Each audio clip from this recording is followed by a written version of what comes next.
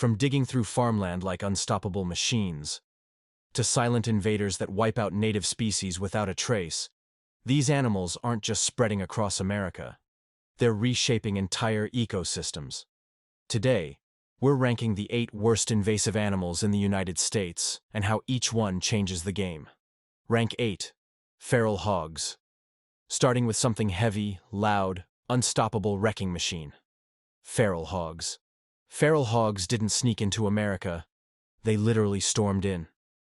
Descendants of European pigs and released farm boars, these animals now roam over 40 U.S. states, multiplying faster than most predators can even find them. What makes them unbeatable is their reproduction, which is really shocking.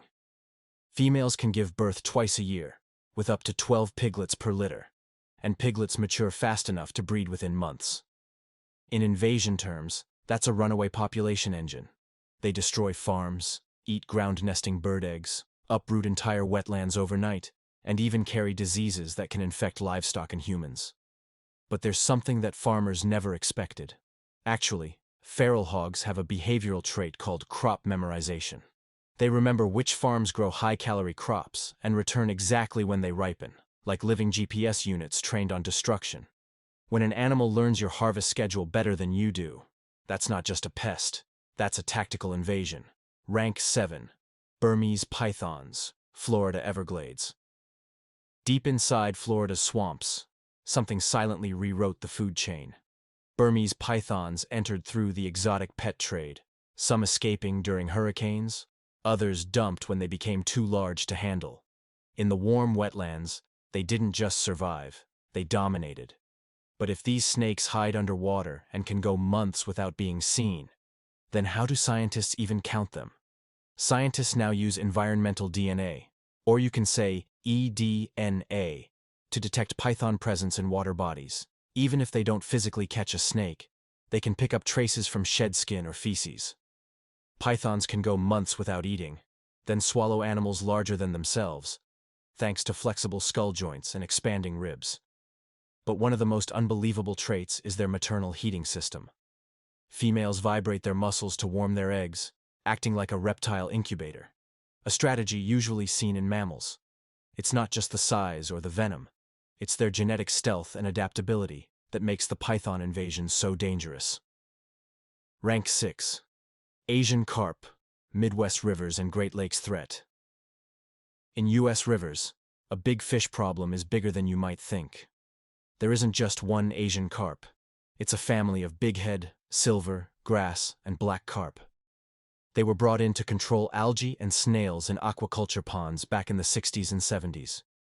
They eat up to 40% of their body weight daily, swallowing food so efficiently that native fish starve. They outbreed, out-eat, and outswim everything nearby. Yet the most surprising thing is that these carp don't just swim alone. The studies show that bighead and silver carp form complex shoals, and when mixed, they even shoal with each other.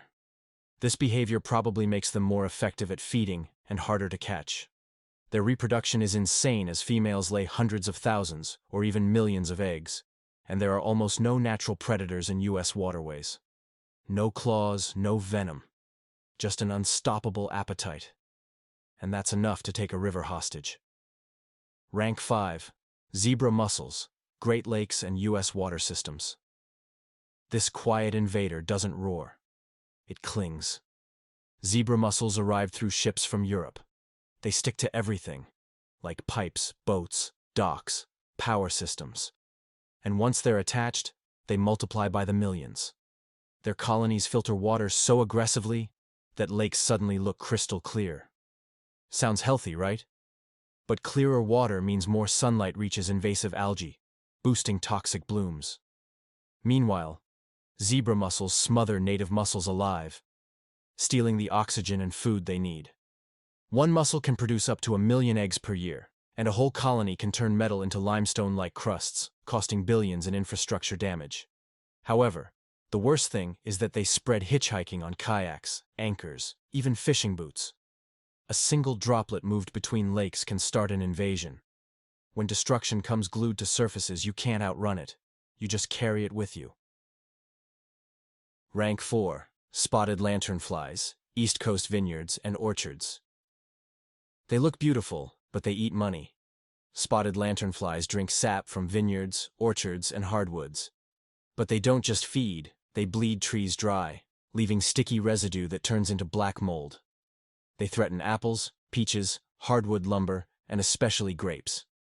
But their secret weapon isn't just what they eat, it's what they attract.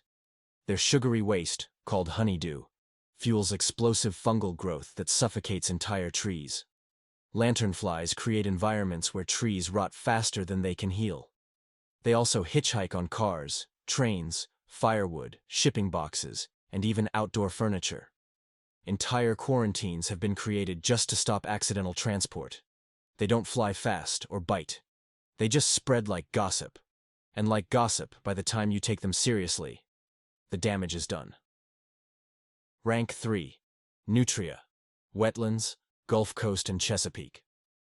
Now, picture a giant, orange-toothed rodent carving tunnels like a living excavator. Nutria came from South America for fur farming. Some escaped, others were released, and soon, American wetlands were under attack. They dig trenches, chew roots, and devour vegetation down to naked mud, causing erosion that collapses levees and drains marshes. However, if they already destroy roots, dig trenches, and strip vegetation bare, then what exactly pushes their damage to a whole new level? Well, nutria eat up to 25% of their body weight daily, but they also waste food, shredding plants they don't finish. They destroy more than they consume. Their orange teeth aren't just weird, they're coated in iron, making them strong enough to chew through wood and hard roots. In Louisiana, they destroy tens of thousands of acres of wetlands each year, and with wetlands gone, hurricanes hit harder because the natural barrier disappears. When the coastline itself starts crumbling because of a rodent, the invasion isn't just biological, it's geographical. Rank 2. Cane toads, Florida and southern U.S. Next one is a small hopper with chemical warfare.